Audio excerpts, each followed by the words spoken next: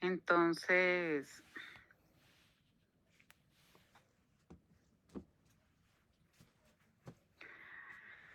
vamos a mirar entonces teorías psicopatológicas.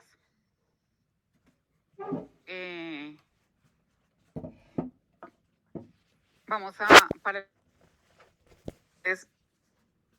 yo creo que tenemos que concentrarnos en las de solamente para el examen he decidido dejar solo las del aprendizaje y dejar pues las psicopatológicas, pues porque las psicopatológicas requieren como de lectura y demás. Entonces vamos a quitar los otros temas para que ustedes puedan como concentrarse y estudiarse para que pues garanticen que les vaya bien. Entonces. Doctora, perdone, entendí que hoy tenemos comprobación. Perdona, ¿qué es comprobación? Examen, doctora, disculpe, buenas tardes. No, señora. ¿Hoy no tenemos examen? No. Ay, gracias, doctora. De hoy en 8 es la última, ¿no? Sí, ¿me confirman ustedes? Doctora, buenas tardes. Hola.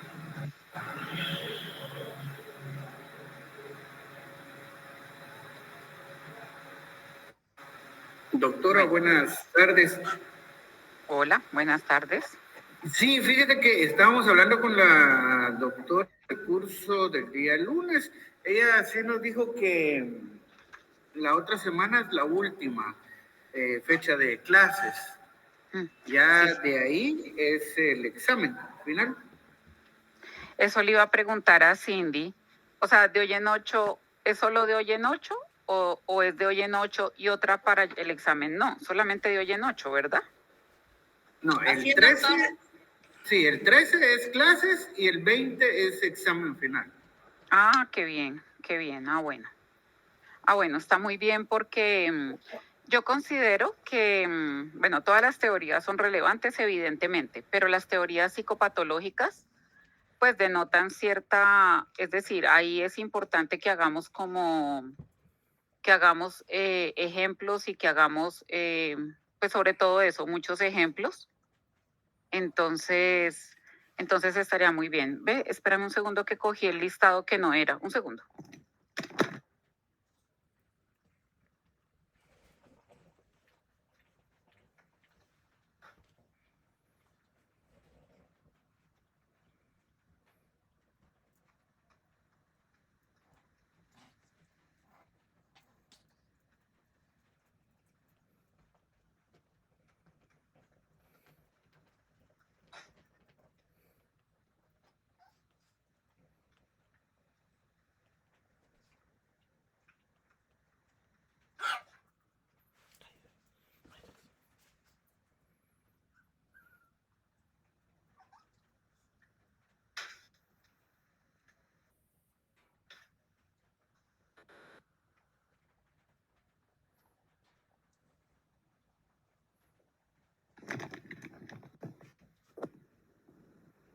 Bueno, muy bien. Vale, gracias por la aclaración y por la información. Entonces, ahí estamos viendo, se llama teorías psicopatológicas. ¿Todos están viendo? No se ve, doctora. No se ve, doctora. Vale, espérame, a ver. Toca volverla a coger de acá.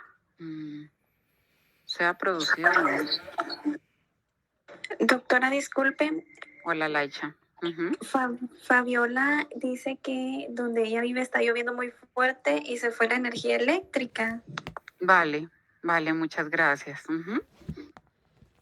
Te agradezco la información. Que cuando regrese, ella se conecta, dice. Bueno, perfecto, muchas gracias.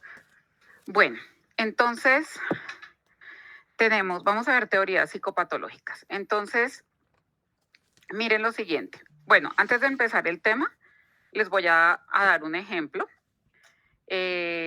Como siempre, vamos a hacer un ejemplo para que quede más claro. Miren lo siguiente. Bueno, esto es pura psicopatología, entonces me van preguntando lo que sí, lo que no, lo que está claro, lo que no.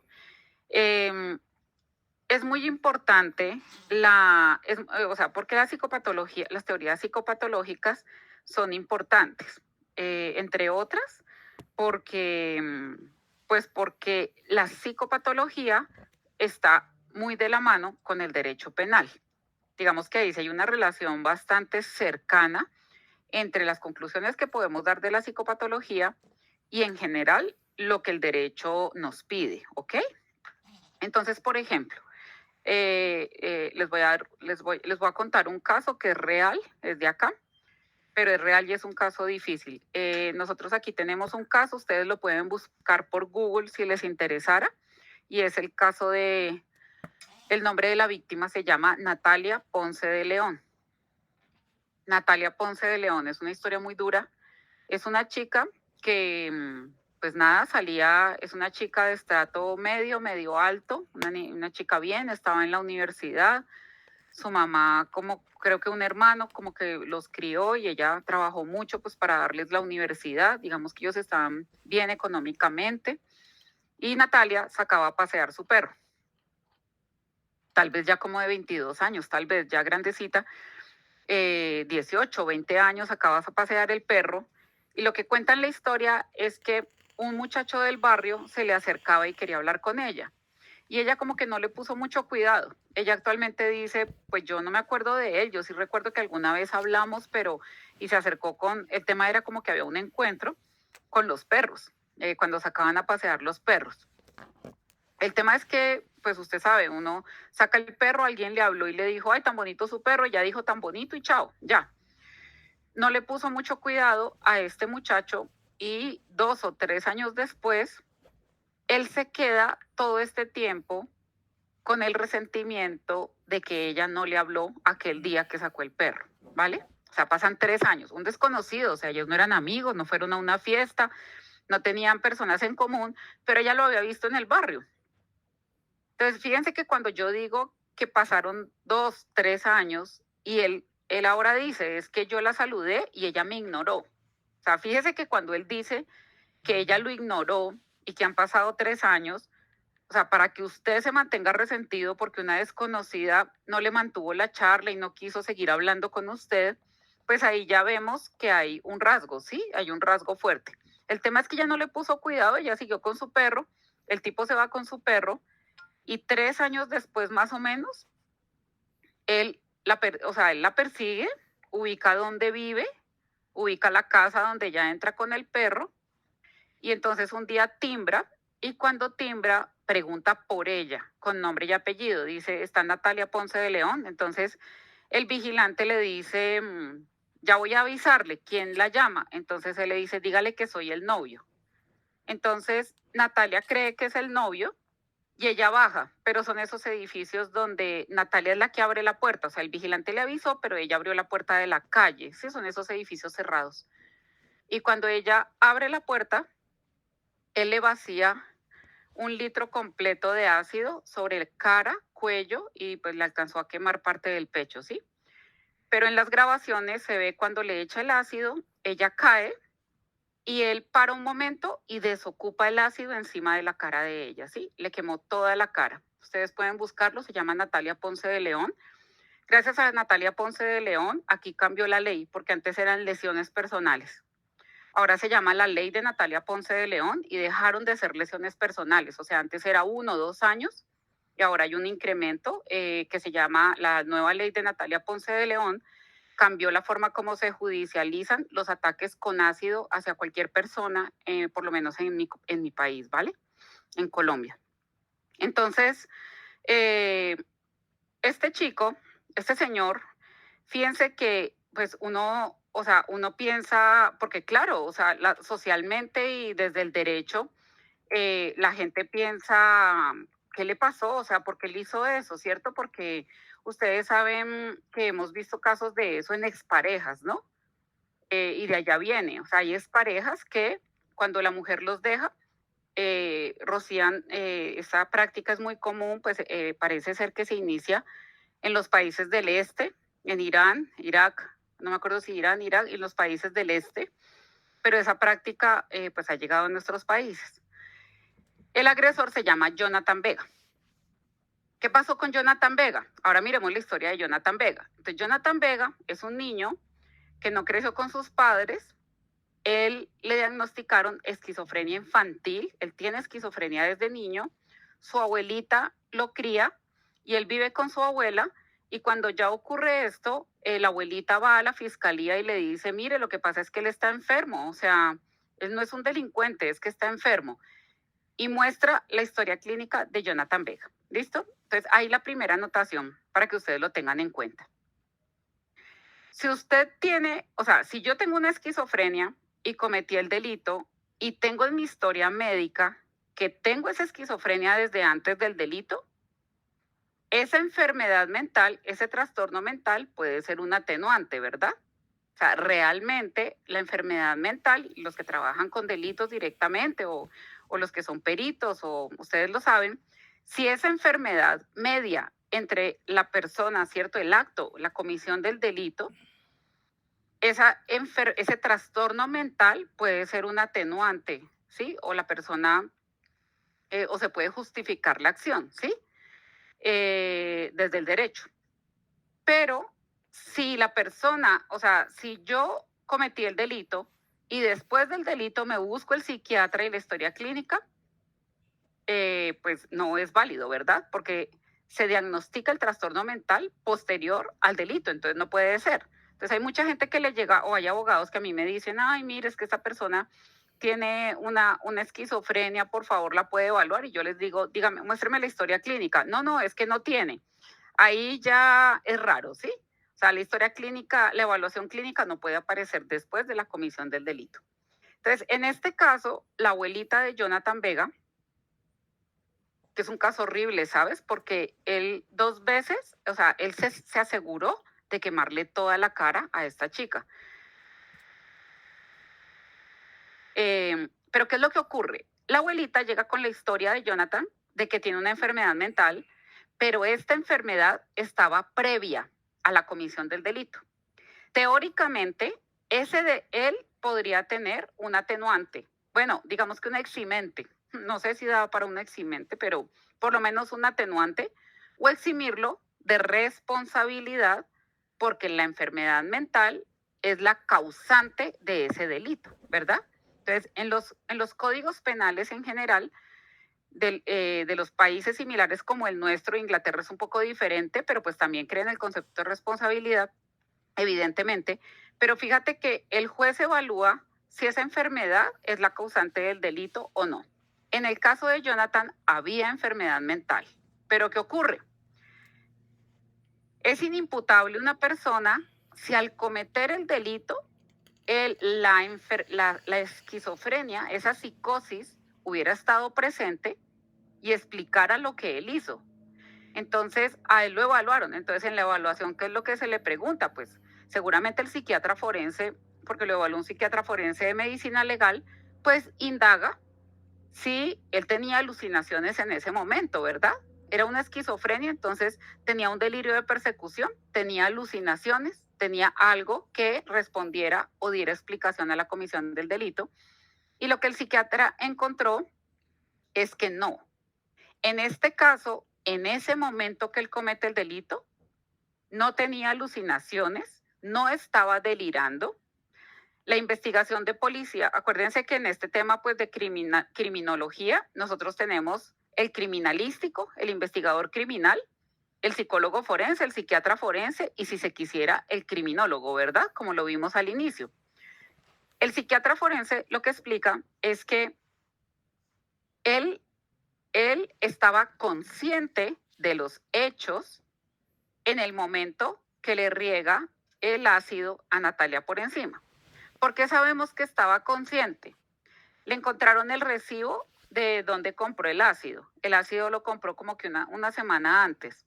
Él llevaba en la botella el ácido, pero además él timbra, o sea, diferente hubiera sido que se encuentra Natalia por la calle, tiene alucinaciones de que le van a hacer algo y él, por defenderse de su alucinación, le hubiera echado ácido por la cara, ¿verdad?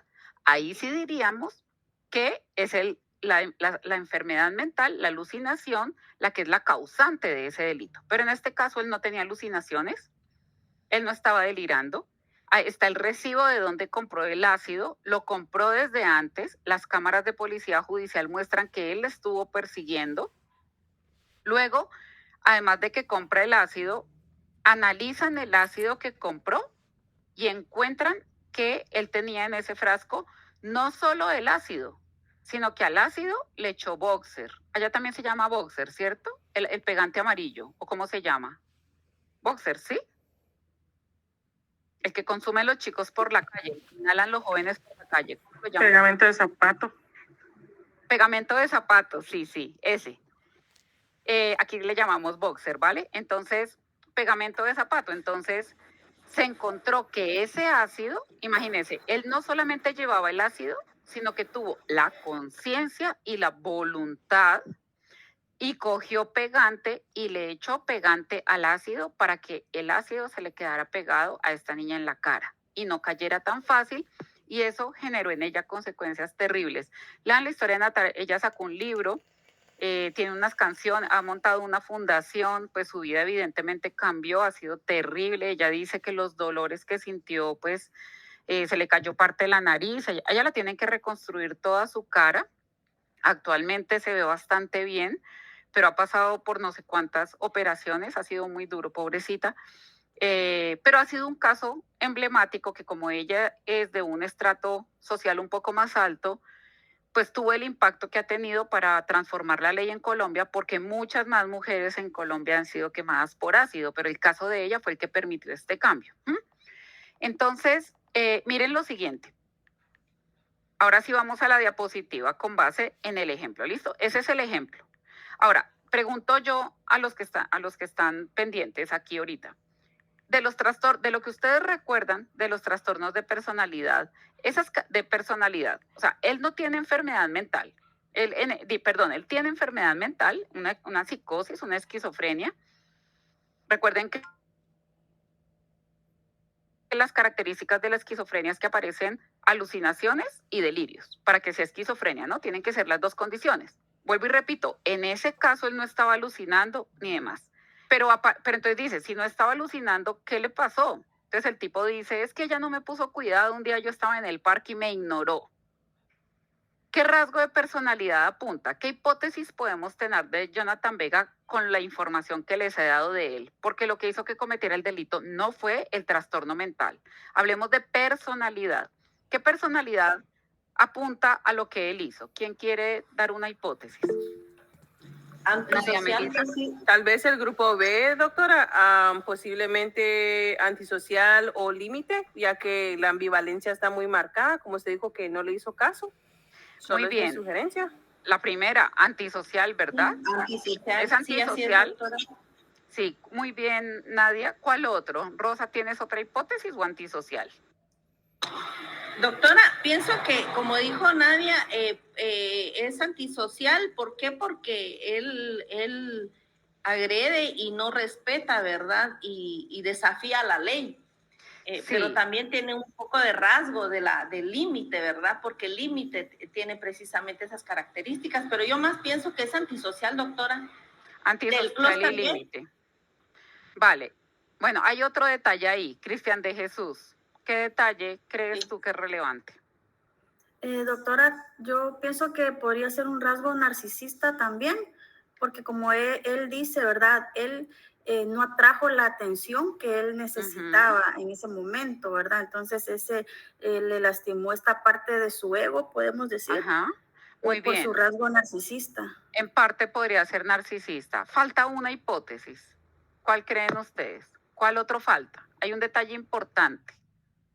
Cuando decimos que no le habló en ese parque 3 años atrás y después de 3 años, en medio de sentirse ofendido, que como dice Cristian de Jesús, tiene mucho de narcisista, también de antisocial, evidentemente, habría que evaluar su impulsividad, pero ¿cuál falta? Y falta una hipótesis importante.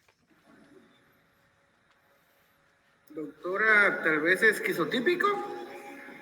Esquizotípico, muy bien, es una gran hipótesis. Sí, muy bien, Oscar Ricardo. Esa hipótesis es muy buena, teniendo en cuenta un que poco... no se relaciona bien con otras personas. Muy bien, Oscar Ricardo, ¿cierto? No se relaciona bien con otras personas, etcétera. Del grupo A, falta una hipótesis. ¿Cuál será? ¿El paranoico, doctora? Claro, muy bien. ¿Por qué el paranoico? Muy bien, Rosa Angélica. ¿Cuál es el detalle? Del paranoico, que son personas que viven así, pues tiene las características de él, aunque aquí nos relata que él tiene ideas de persecución, pero quedó resentido, ¿verdad, doctora? Muy Y el bien. paranoico. Ojo, hay un paréntesis. El paranoico no es el que siempre cree que lo están persiguiendo. La característica principal del paranoide, que por eso está asociado con relación alto con delito, es que los paranoides tienen un alto grado de resentimiento.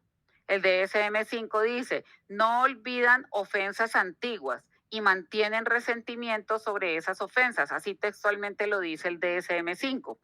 No olvidan ofensas antiguas. Por eso, tomen nota de esto. Cada vez que les diga tomen nota porque eso lo pregunto. El paranoico tiene esa característica. Como no olvidan ofensas y mantienen ese resentimiento, siguen rumiando sobre eso como este muchacho y por eso vuelve y ataca. Pero segunda anotación en sus libretas, la literatura señala que no es la esquizofrenia la que más correlaciona con delito. Es decir, en los trabajos, en nuestros contextos escolares, educativos, universitarios, hay personas con psicosis y con esquizofrenia. La que tiene una alta correlación con delito es esquizofrenia paranoide, ¿ok? Y él tiene esquizofrenia paranoide. O sea, no es verdad que la esquizofrenia tiene una alta correlación con delito. La esquizofrenia en general no. La esquizofrenia paranoide sí. En muchos libros de criminología y psicología forense dice esquizofrenia paranoide, ¿ok? Entonces ténganlo presente. La esquizofrenia como la paranoia como personalidad tiene una correlación, por lo que Rosangélica nos ha dicho, pero el trastorno mental tiene una fuerte asociación, pero en la psicosis, el principal tipo de psicosis, la esquizofrenia, y dentro de la esquizofrenia, el subtipo esquizofrenia paranoide. ¿Listo? Y no es porque crea que lo persiguen, es porque ven malas intenciones en los otros y siempre creen que los otros quieren hacerles daño. Como siempre ven, el DSM dice malas intenciones en los otros, por eso es que si la esquizofrenia es paranoide, es muy grave y correlaciona con delito. ¿Listo? Pero evidentemente, lo que Oscar ha dicho, lo que Cristian de Jesús ha dicho, o sea, nosotros podríamos pensar en un esquizotípico y realmente si yo miro su vestimenta, su falta de contacto con los otros, ¿sí? Lo aislado, también tu hipótesis, Oscar, es muy buena, así como la de Cristian Jesús, de narcisismo, y Nadia y Rosa hablaron de antisocial y límite. O sea, fíjate que él es un delincuente que tendríamos que sentarnos a hacer las preguntas para mejorar la hipótesis y saber qué fue lo que realmente desencadenó. Entonces, de lo que voy a decir ahorita, de los próximos 10 minutos, depende su examen final. Entonces, voy a explicar los próximos 10 minutos y cualquier cosa que usted no entienda, me la tiene que preguntar, porque vamos a hacer la interacción entre trastornos de personalidad y enfermedad mental. Entonces, necesito que quede claro para todos, asociados al delito, cuáles son los trastornos de personalidad relevantes y asociados al delito, cuáles son los trastornos mentales o enfermedad mental asociados con el delito. Entonces, como vamos a hacer esos ejemplos, necesito que de base todos tengamos las diferencias. Entonces, pregunto yo, ¿quién me puede decir? Hay varias diferencias, como 5, pero ¿quién me quiere decir una diferencia entre trastorno mental o enfermedad mental y trastorno de personalidad? Doctora, el trastorno de la personalidad puede ser tratado, ¿verdad?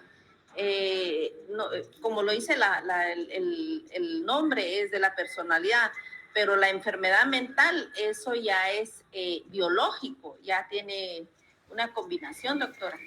Bueno, está muy bien la participación, pero es al revés, ¿vale? Y te voy a explicar por qué, pero está muy bien. Escuchen lo que Rosangélica ha dicho. La enfermedad mental es la que tiene mejor pronóstico en el tratamiento. El trastorno de personalidad no, porque fíjate que por eso decimos trastorno de la personalidad. Entonces yo siempre les digo cuando en los seminarios, cuando hablamos de este tema, Pensemos en vamos a hablar de personas o condenadas o muertas, ¿vale? Nadie que esté por ahí vivo, ningún presidente centroamericano que esté vivo por ahí lo vamos a mencionar, ni colombiano ni latinoamericano, porque tenemos mucha patología en toda América. Solo podemos hablar de condenados, ¿listo? Entonces vamos a hablar, por ejemplo, del presidente Chávez, que ya murió. ¿Será que Chávez con una terapia iba a cambiar su comportamiento? ¿Sí? ¿Será que su narcisismo podía cambiar simplemente con terapia? Entonces, fíjense que Chávez son rasgos, ¿verdad? Son rasgos que tiene, como dice la literatura, que seguramente vienen desde la edad adulta o la adolescencia o edad adulta y que se mantienen en la adultez. Entonces, uno diría, ¿será que Chávez con una terapia iba a dejar como estos rasgos narcisistas o lo histriónico que era? ¿Sí? ¿Será que él iba a cambiar esto? No. ¿Será que Chávez era cuando salía en televisión un poco narcisista? Es una hipótesis, ¿no? Digamos que fuera narcisista. ¿Será que Chávez era narcisista cuando salía en televisión, pero en su familia y en interacción con su gabinete era diferente? ¿Ustedes qué creen? ¿Será que él era diferente o tenía un patrón estable?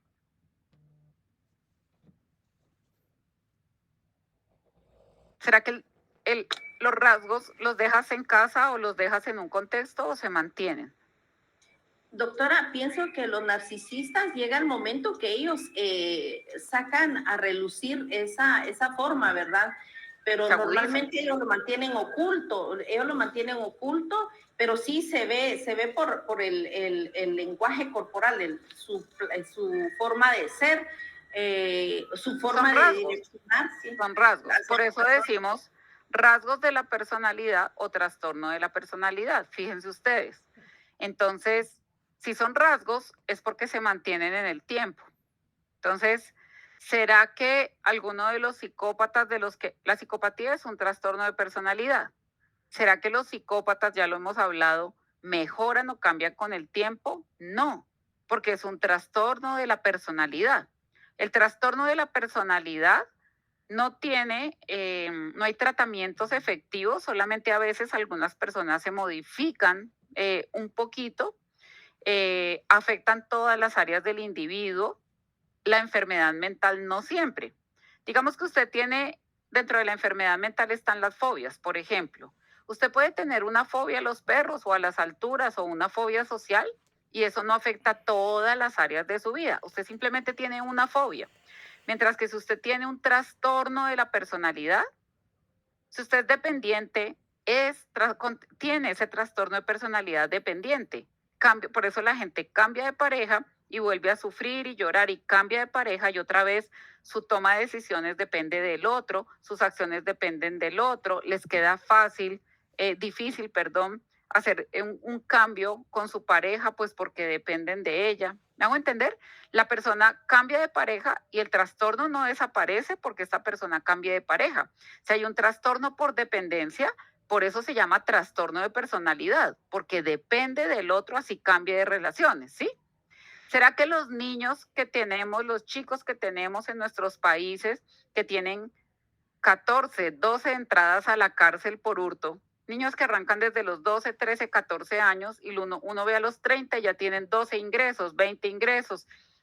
Aquí hicimos un estudio acá y nosotros teníamos chicos antes de los 30 tienen desde 14 ingresos hasta 27 ingresos, casi que uno al año.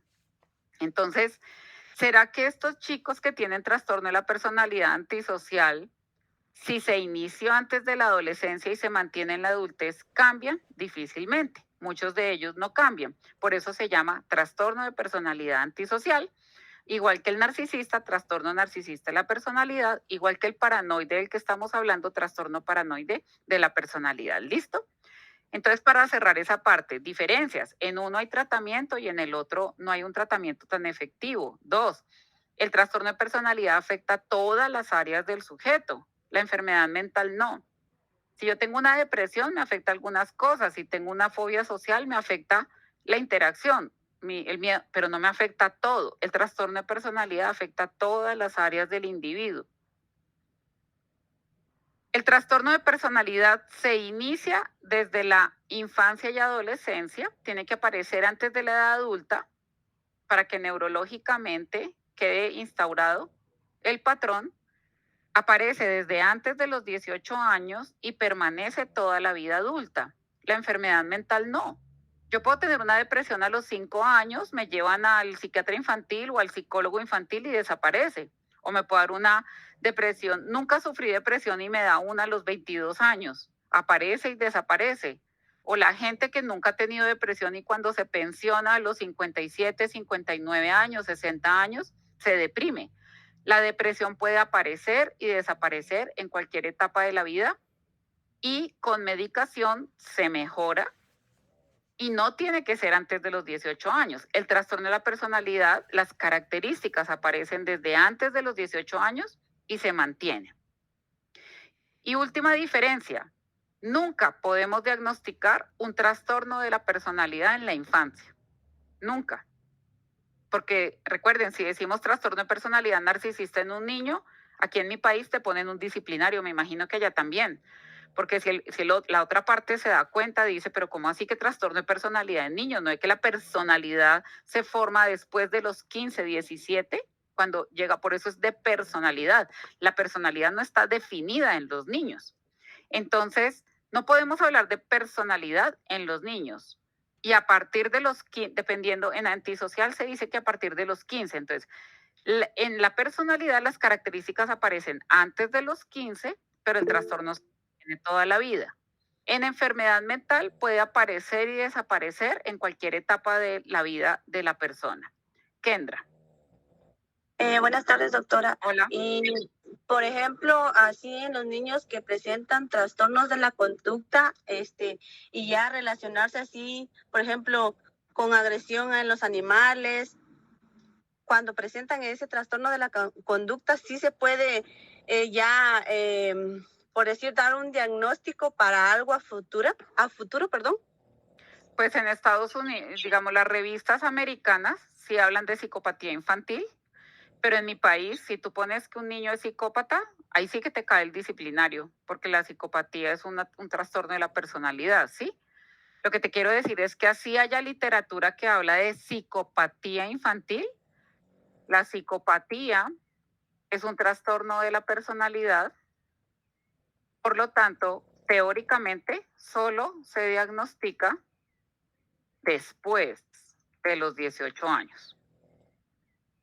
Otra cosa es que si apareció en la infancia o en la preadolescencia, entonces tú dices trastorno disocial, primero, se llama disocial antes de los 18 años, trastorno disocial. Si llega la adolescencia y ya y llega a los 18 años, uno dice, bueno, tiene un trastorno antisocial. Y si tiene las características que hemos hablado que son más acentuadas, la principal forma de trastorno antisocial es la psicopatía, pero es un trastorno antisocial. Lo que pasa es que se llama trastorno disocial en la infancia y trastorno antisocial en la adultez. ¿Listo? Creo que ese es un recorderis. Infancia, adultez. Gracias, Doctora, Ahora, y antes de la adolescencia, no, creo que no se llama oposicionista. eso te iba a decir. Sí, empieza, ese va primero, perdón. Va, trastorno. Primero se llama trastorno oposicionista. Luego se llama el negativista desafiante. Y luego se llama disocial. Ser oposicionista es solo como la tendencia, ¿no? Ya negativista desafiante, pues por eso es desafiante, va en incremento. Luego el trastorno disocial es cuando ya tienes un niño que, por ejemplo, tiene conducta repetida de mentira, de engaño, de manipulación, de robos pequeños, ahí ya sería trastorno disocial. Si es disocial ya sabemos que es infancia, si es antisocial ya sabemos que es adultez, ya la palabra nos da. Ahora, si yo tengo un niño oposicionista, además de todo tiene un síndrome de hiperactividad, los estudios muestran que la presencia de estos dos es un fuerte correlaciona, ¿no? No es causa, correlaciona con fuerte conducta antisocial y psicopatía en la adultez, ¿vale? O sea, esta combinación no es tan chévere y trae un pronóstico como malo para el niño que lo tenga. Por eso es que si usted tiene un niño con hiperactividad, pero aparte de eso empieza a ser oposicionista o empieza a ser negativista, pues hay que ponerlo en una terapia efectiva, ¿vale? Porque esto puede ser un problema. ¿Listo? Preguntas de este pedacito, todos al día. Oposicionista, negatividad desafiante, trastorno disocial o trastorno antisocial. La peor forma de trastorno antisocial es la psicopatía. Rosa Angélica y luego Cristian de Jesús. Doctora, con una consulta, las personas, según hay literatura que refiere que los niños o las personas cuando ya de niño y de adulto, cuando ya son adultos con TDAH, pueden ser asesinos seriales. Una pregunta. Hay ciertas correlaciones, no solo seriales, pueden presentar psicopatía y algunos de ellos con psicopatía podrían desarrollar conducta serial, pero es solo una correlación, ¿vale? Pero sí han encontrado correlaciones. Sí, yo escribí algo sobre eso, se los puedo enviar.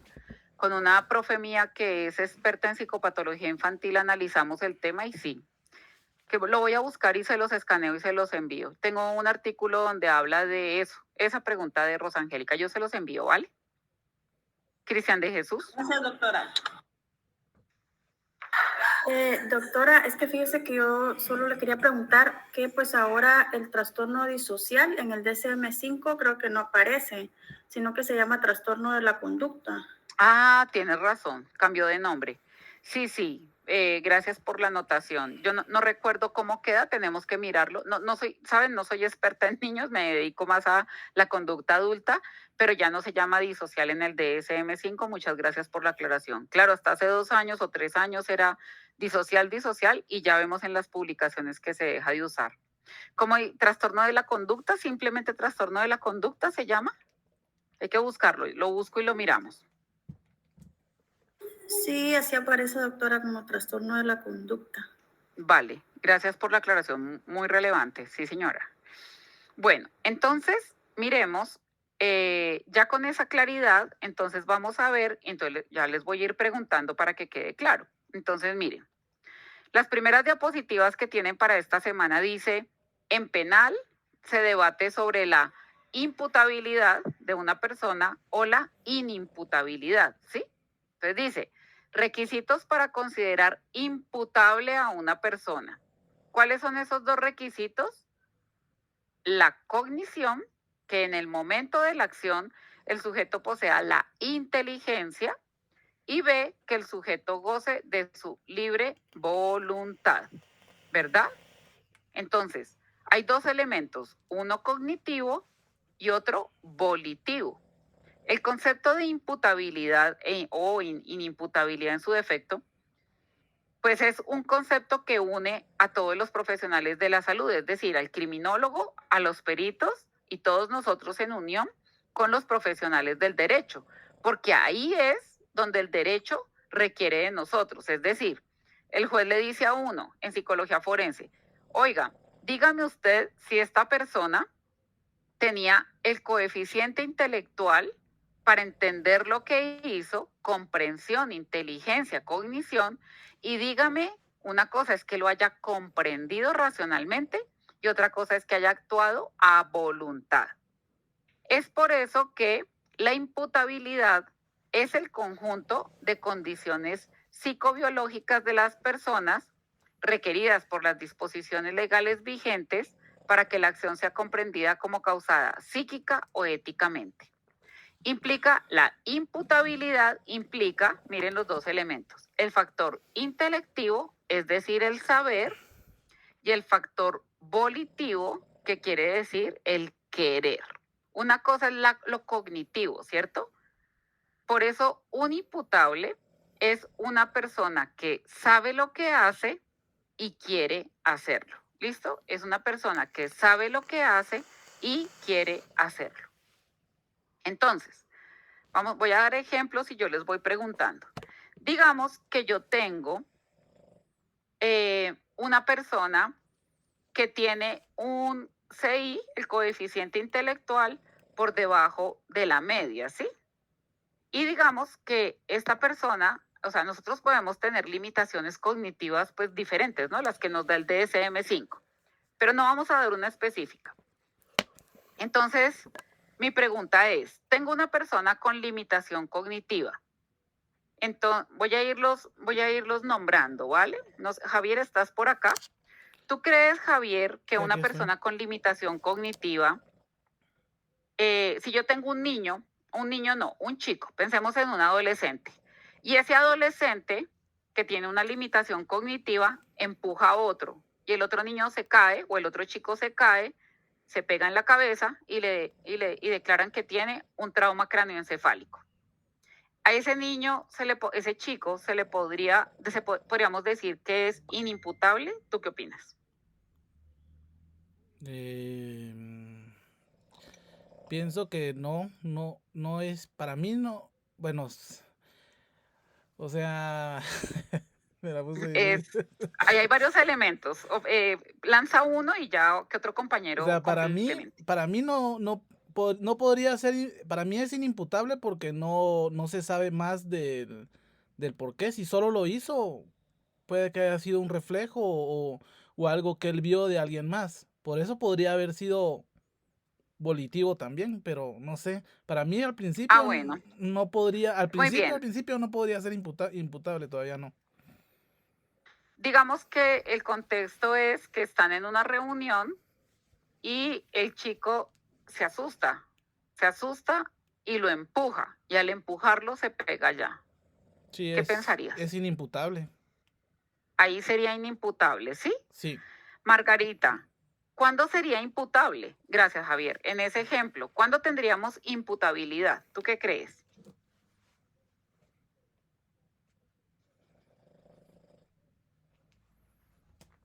¿Qué condición se requiere para que sea imputable?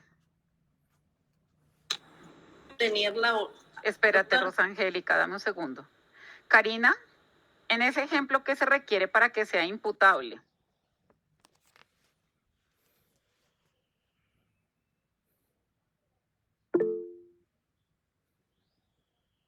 Aníbal, ¿estás por ahí?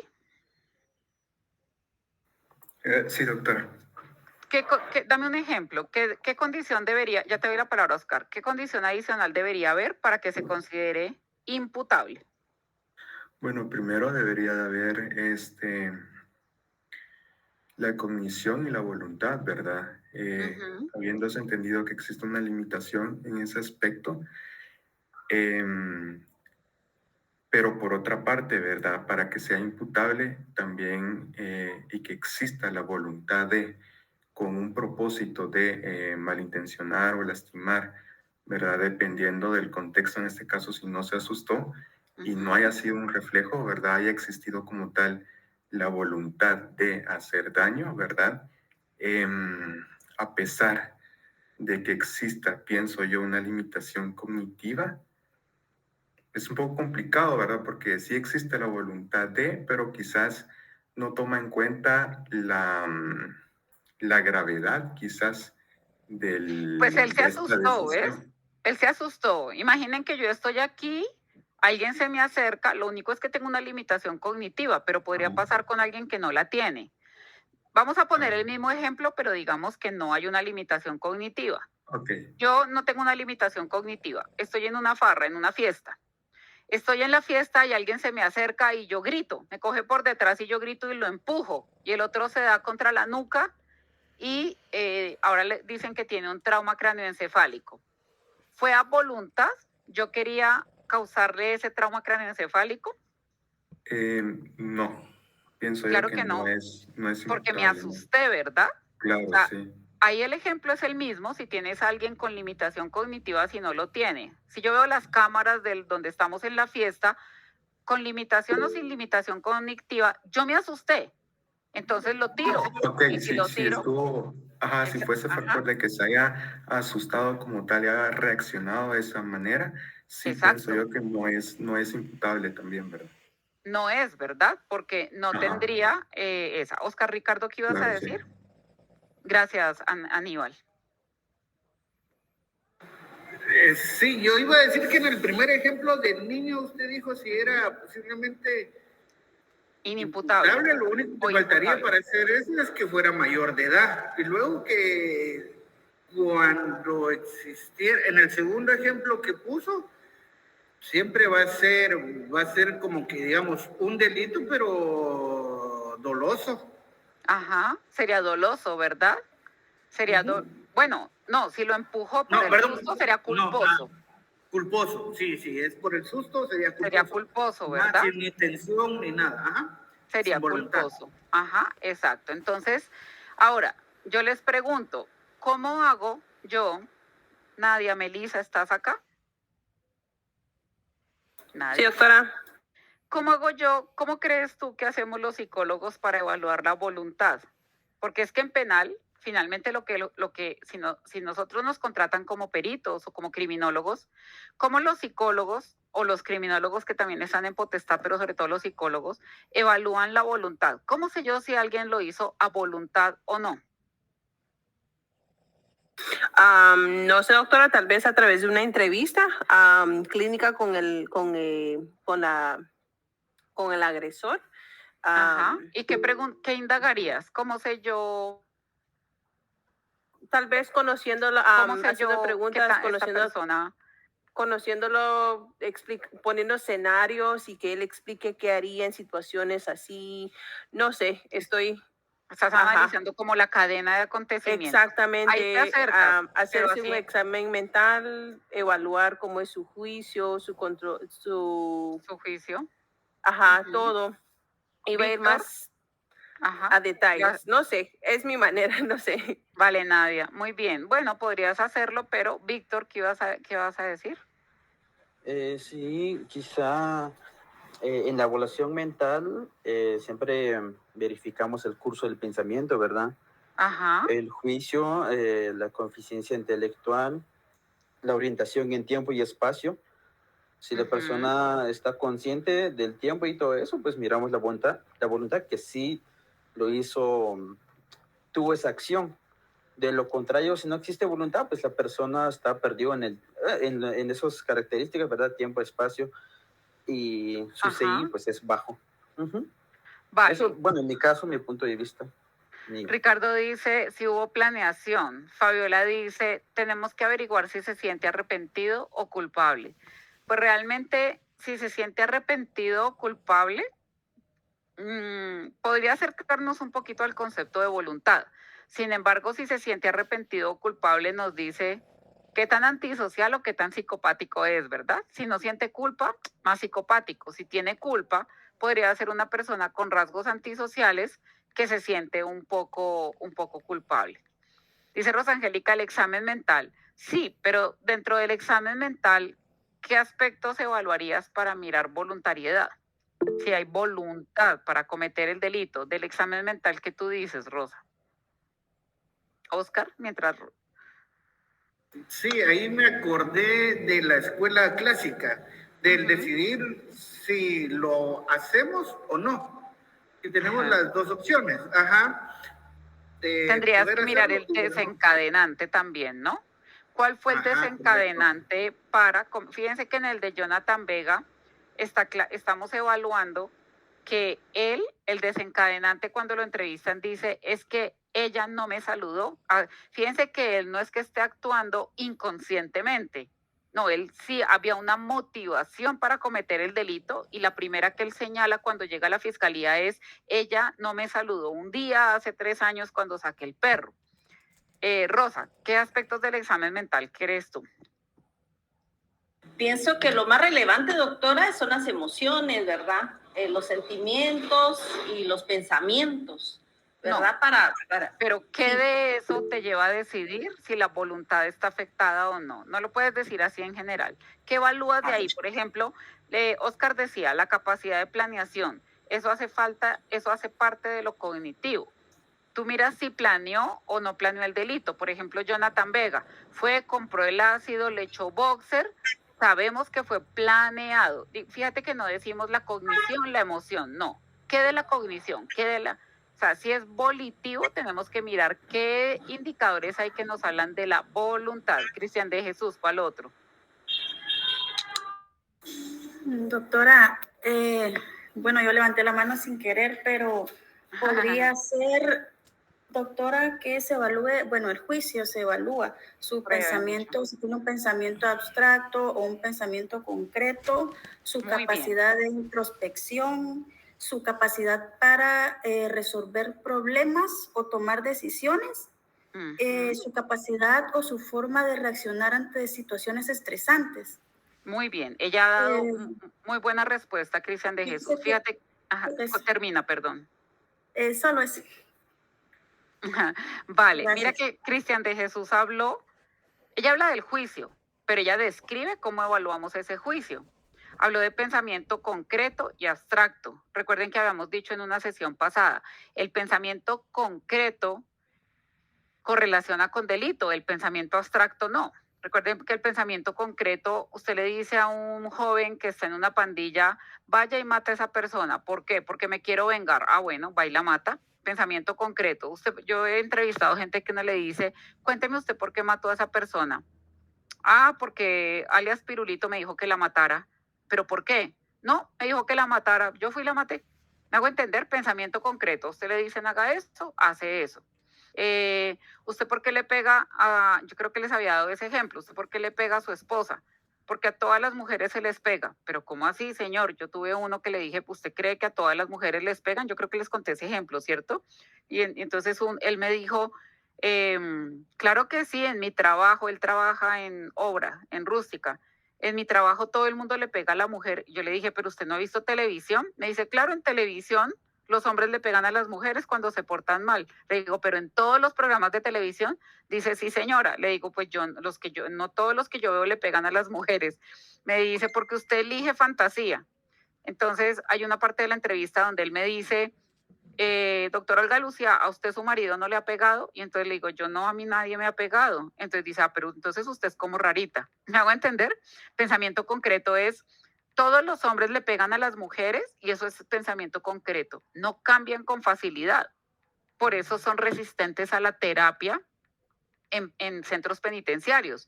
La persona que tiene pensamiento abstracto, por eso esa característica que da Cristian de Jesús es muy buena, porque el pensamiento concreto, miren el ejemplo que les acabo de dar, correlaciona con delitos, ¿sí? Aquí hay abuelos en las zonas rurales, yo creo que allá también, que por cultura abusaban de las nietas, como que hay una creencia de que los abuelos inician a las niñas. Antes, aquí eso se ha afortunadamente erradicado bastante, pero cuando yo me gradué de psicología en las zonas rurales, los abuelos violaban y violaban a las niñas y yo decía, pero ¿qué está pasando?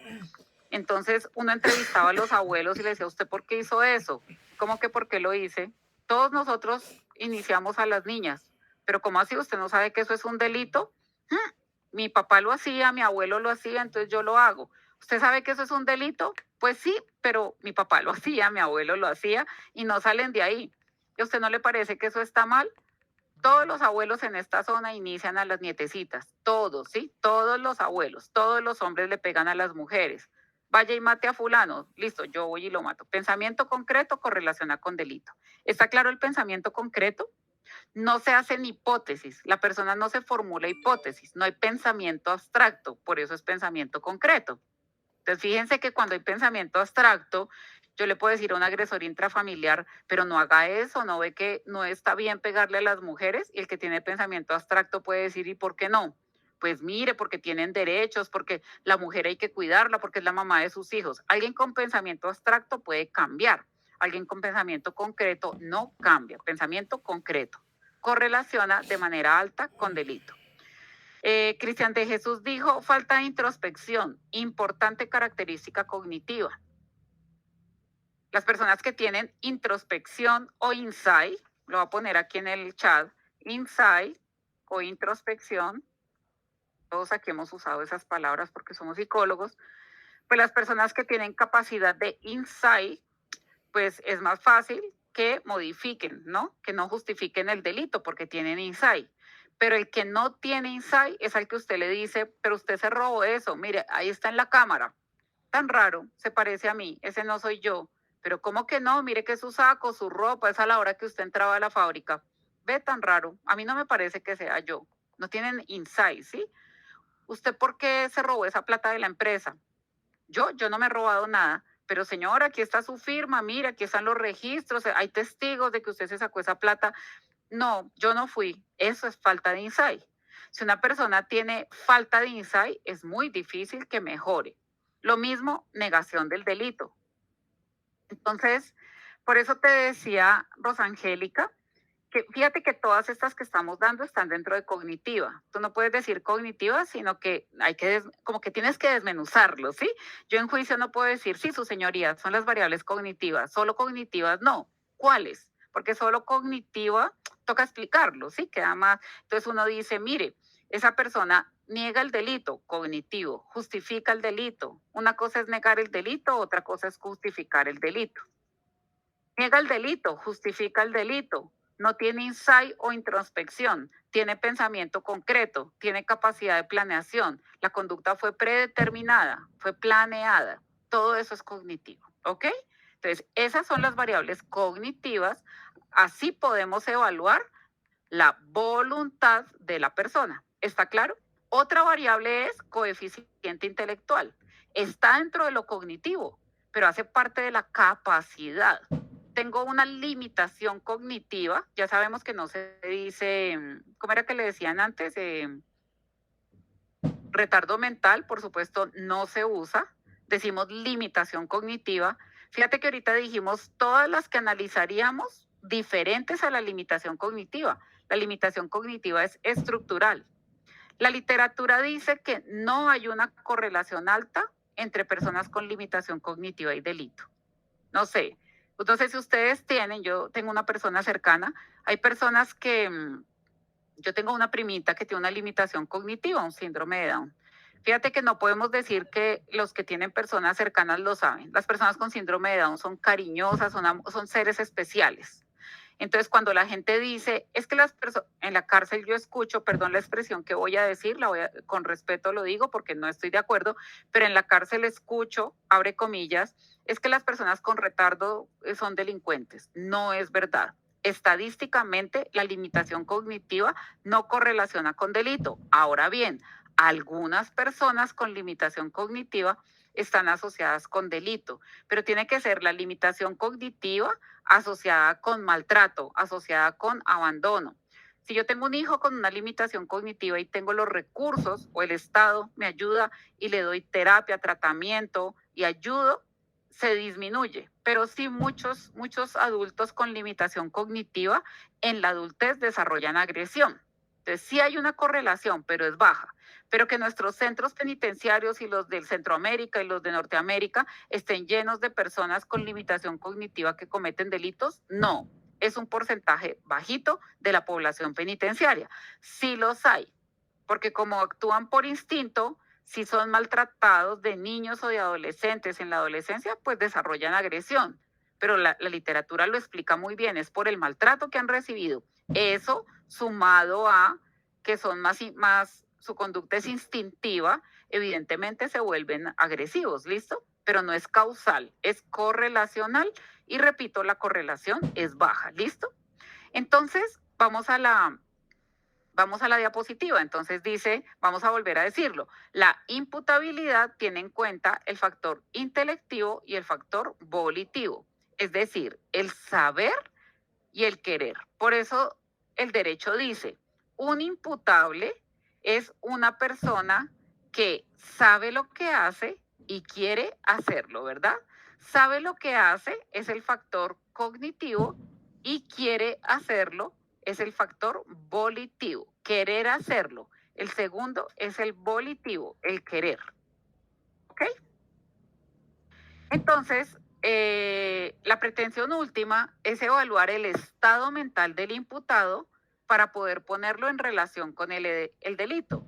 Versará sobre la existencia de una enajenación mental o un trastorno mental transitorio que afecte la conducta delictiva, determinar una situación de miedo insuperable. Bueno, esto es más específico, ¿no? Yo quiero como mencionarlo para que ustedes lo tengan como cultura general.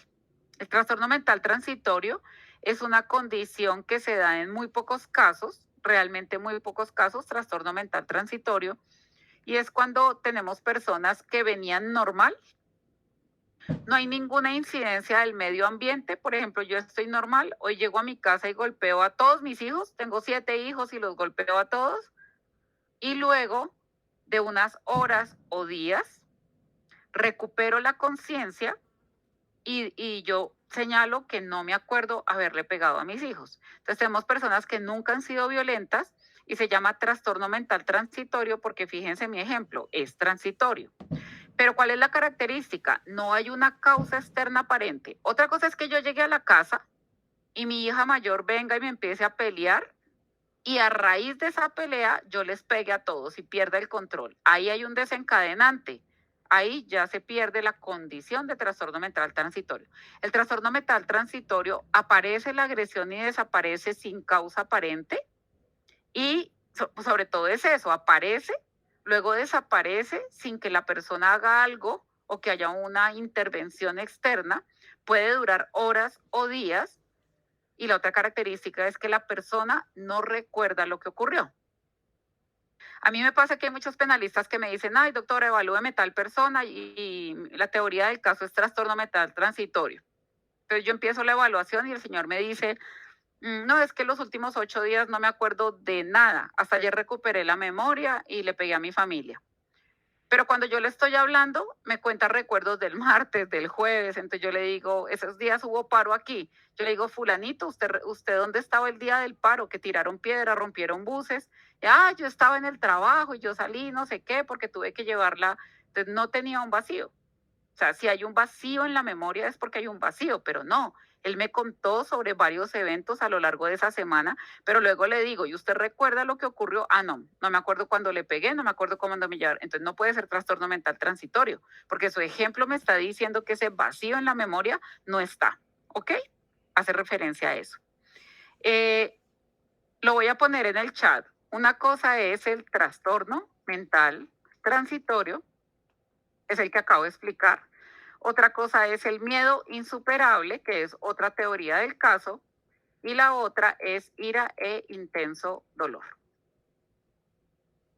El miedo insuperable tiene la característica de que se explica en casos donde la víctima ha tenido el miedo acumulado y se ha presentado algún evento que genera el miedo mantenido durante años. Entonces, por ejemplo, yo tuve aquí una señora que la casaron de 12 años con un señor de 40 y él la amarraba, le pegaba y ella estuvo fuertemente maltratada durante mucho tiempo cuando ella ya gritaba porque pues le daba rabia que la golpearan. Entonces él la amarraba y entonces en un evento ella está cocinando y él había cogido la costumbre de pegarle con aquí se dice... ¿cómo se llama? Como planchetazos con machete. Cogen los machetes y le pegaban a ella con la parte plana del machete. Planchetazos, no sé cómo se dice allí. Planazos también, los planazos con los machetes del campo, ¿sí? Entonces le había roto las piernas, planazos, sí, igual, aquí se dice planazos o planchetazos. Y entonces ella ya un poco cansada, él viene, pero entonces ella escucha, lo que ocurre es que un día los servicios sociales pasan y la encuentran a ella con marcas y ella dice es que él me pega. Entonces a él le ponen una caución y le dicen vamos a poner la denuncia, usted tiene que bajar al pueblo, presentarse y usted no le puede volver a pegar a su mujer. Si le vuelve a pegar, lo capturamos. Entonces ella ya se da cuenta que es que no, ella sí pensaba, pero esto no puede ser normal. Recuerde que la casaron de 12 años y ella a los 12 años era una niña. Entonces, él le deja de pegar como 20 días y un día ella está en la cocina y escucha cuando él empieza a sacar de la vaina el machete, lo sacó de la parte de cuero. Y cuando ella escucha eso, ella dice que se llenó de miedo y salió corriendo y entonces ve cuando él viene, él alcanza a intentar cogerla del brazo. Y ahí cerca había una olla y ella dice que fue un impulso, que ella cogió lo que vio ahí y se lo echó y era una olla de agua caliente y lo quemó. Entonces él ahora la tiene en la cárcel por violencia intrafamiliar, ¿usted puede creerlo? Porque lo quemó y tiene heridas de segundo y tercer grado, entonces está con agravantes. Entonces, nosotros en ese caso queríamos mostrar cómo no fue planeado, no fue con predeterminación. Ella tenía miedo y lo primero que vio, esa olla estaba afuera, la habían sacado con unas papas y ella cogió la olla y se la tiró y cuando se la tiró, ella llamó a una ambulancia porque se dio cuenta de lo que había hecho.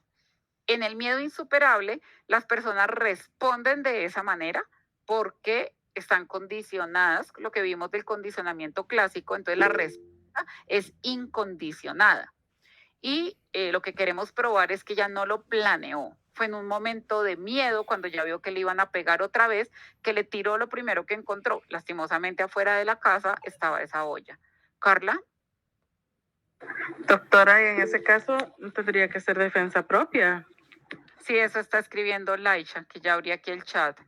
Sí, es como una defensa propia, pero lo que el abogado de él dice es que ella lo hizo con sevicia, que quería quemarlo, que por eso le echó el agua caliente. Y ella dice, no, es que ella dice, el agua estaba ahí. Es más, ella no calentó esa agua con papas. Esa agua con papas, ellos viven viven en un sitio que es una casa donde viven como 13 familias juntas, ¿sí? Un inquilinato. Y esa olla ella no, de hecho ella se quema, ella tiene las manos quemadas.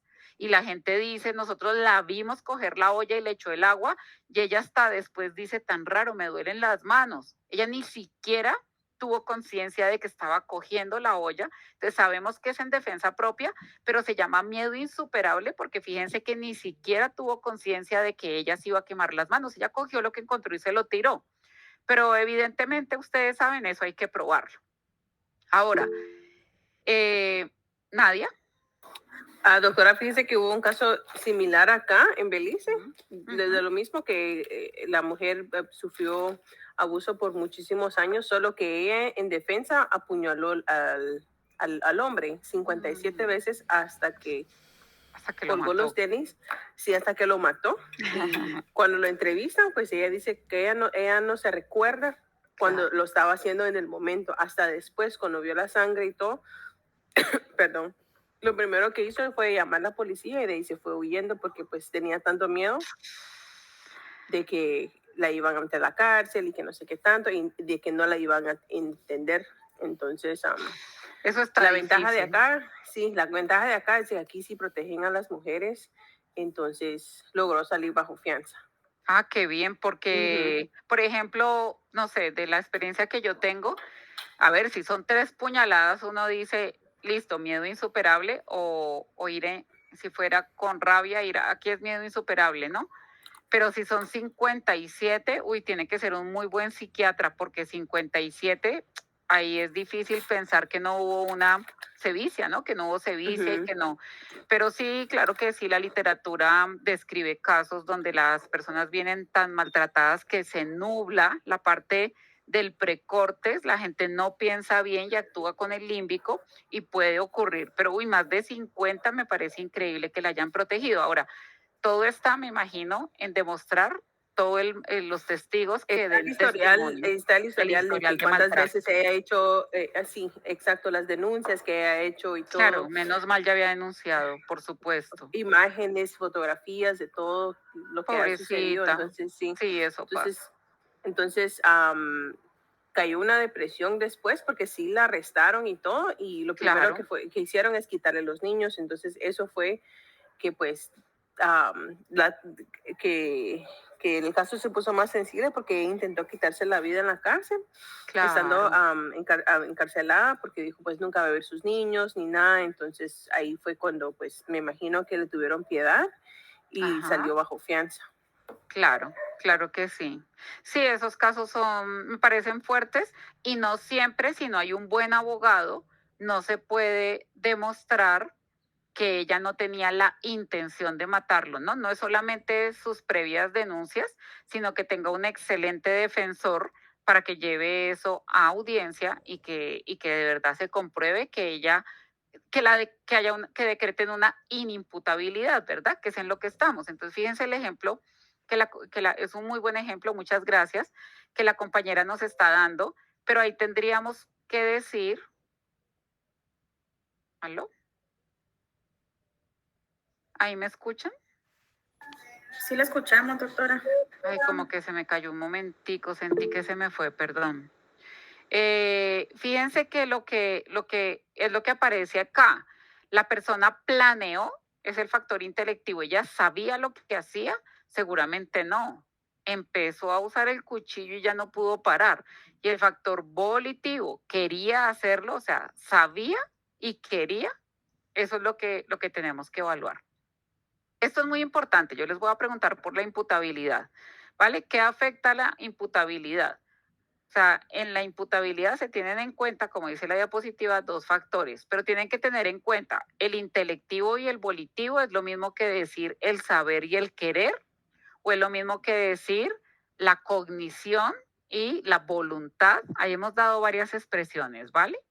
Entonces, vamos a recordarlas. Hemos dicho varias. Entonces, el primero es el factor intelectivo. Lo voy a poner en el chat.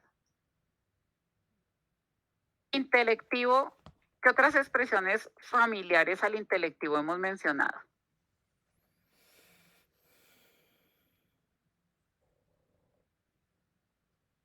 O sea, yo no solamente digo el factor intelectivo y volitivo, hemos dicho varias diferentes. ¿Cuál otro? Intelectivo es lo mismo que decir ¿qué? Cognitivo. El cognitivo, ¿qué más? El saber, ¿cierto? Intelectivo, cognitivo, el saber, todo eso es cognitivo, ¿sí? Sí, en general son esos 3. Y si yo hablo del volitivo, sinónimos del volitivo. La voluntad sería y el querer. Voluntad, muy bien. El querer, la conciencia, era consciente del hecho. Y el querer, Fabiola, que lo pones ahí. Volitivo, la voluntad, el querer, la conciencia. En el intelectivo, el coeficiente intelectual, ¿no? Aquí faltó coeficiente intelectual. Intelectivo, cognitivo, el saber. Los psicólogos decimos el CI, ¿no? El CI hace parte del primero. El CI es cognitivo. Cualquiera de esos sirve. Depende del libro de derecho penal, como lo planteen. Pero el derecho dice, sabía lo que hacía y quería hacerlo. El saber y el querer. Entonces vamos a irnos a este cuadrito que Oscar o Víctor, no me acuerdo quién habló del tema, y yo les daba el ejemplo del joven que hizo algo. Entonces nosotros ya decimos, ¿qué factores afectan o qué factores están asociados con una inimputabilidad? Entonces ya vimos, trastorno mental. O sea, si este muchacho Jonathan Vega hubiera dicho que la enfermedad mental estaba presente cuando dañó a Natalia Ponce de León, diríamos que tenía un trastorno mental. Un trastorno mental es una causante de inimputabilidad. Por ejemplo, una esquizofrenia. Pregunto yo, entonces si yo tuviera un usuario y el usuario tuviera trastorno antisocial de la personalidad, ¿sería inimputable? Voy a repetir, si una persona tuviera trastorno antisocial de la personalidad, ¿sería inimputable? No, doctora, porque No. ¿Por qué? Muy bien. Está consciente en su vida actual, o sea, él no tiene un problema mental.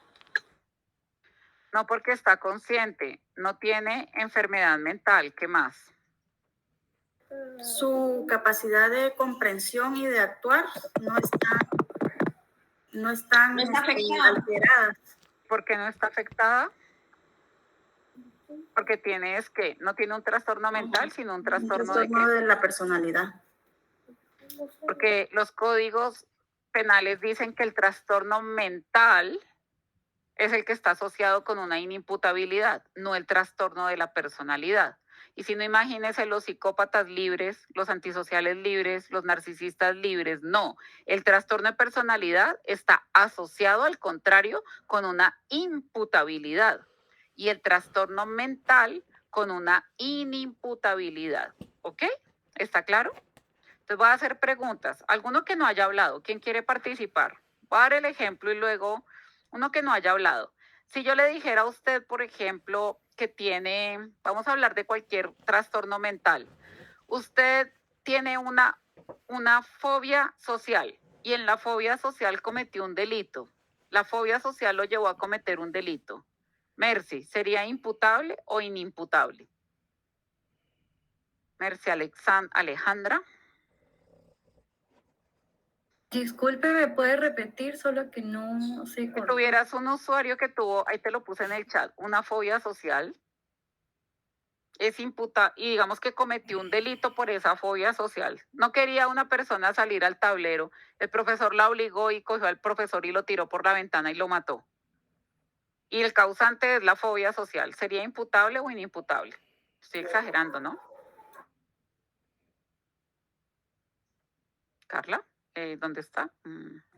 Hola, doctora, sería inimputable porque por la misma de la fobia, pues salió en un momento de lo consciente.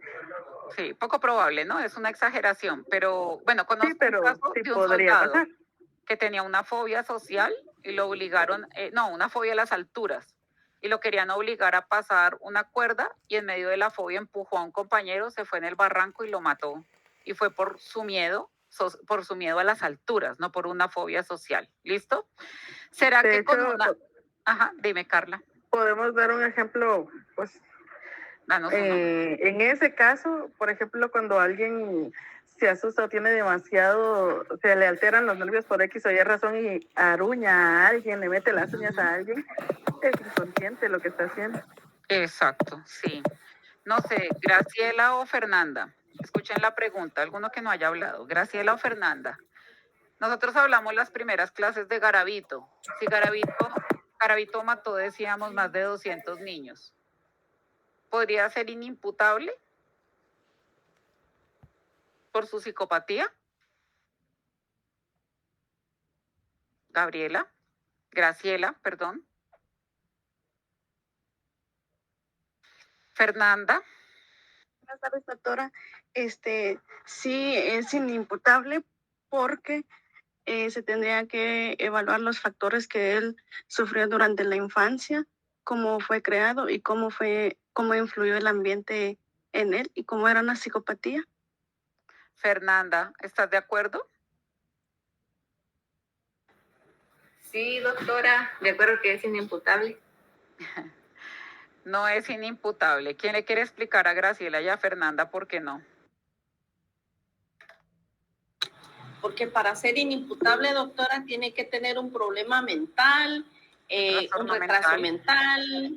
No, un retraso mental, acuérdate que no. Ni se dice retraso mental, ni es causante. Tendría que ser un psicópata, una esquizofrenia. No, danos la característica general si no me las confundes. ¿Quién levantó la mano? Oscar Ricardo, explícales a Graciela y a Fernanda por qué no. A Fabiola. Primero Fabiola y luego Oscar Ricardo. Fabiola. Considero, doctora, de que fueron 200 niños. Entonces, el suceso fue muy continuo. Pero si fueras a juicio y dijeras que fue por los 200 niños, no lo puedes justificar. Graciela y Fernanda dijeron que era inimputable. El tema es que es imputable. ¿Por qué es imputable? Primero Oscar Ricardo, luego María Andrí. Oscar Ricardo, ¿por qué crees que es imputable, Garavito? ¿Por qué Garavito es imputable? Doctora, en el caso de Garavito. Espera, Rosangélica, espérate, sigamos el orden. Andrea del Fabio. Perdón, démosle el turno a Rosangélica, es que me confundieron de los casos. Jamie Fabiola, Andrea Rocío y Rosangélica. Primero Fabiola, luego Rocío y luego Angélica. La pregunta es sencilla. Garavito, el psicópata del que hablamos la primera, la segunda y la tercera clase, yo pregunto, ¿es imputable o inimputable? Graciela y Fernanda me dijeron que era inimputable. No es verdad. ¿Por qué no, Fabiola? Bueno, imputable porque fue premeditado, ¿sí? Hubo voluntad y hubo lo quiero hacer, ¿verdad? Ajá, lo hizo a conciencia. ¿Y tú por qué sabes eso?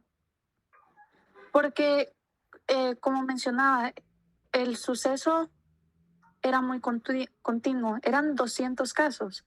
Entonces, se repetía. no fue Bueno, una vez. si fueras a Ajá. juicio, el número de casos, bueno, sí, sí podrías decirlo, pero tu justificación teórica es la primera, ¿sí? Era Ok. predeterminado, fue planeado, está claro que lo planeó Andrea del Rocío, compleméntala.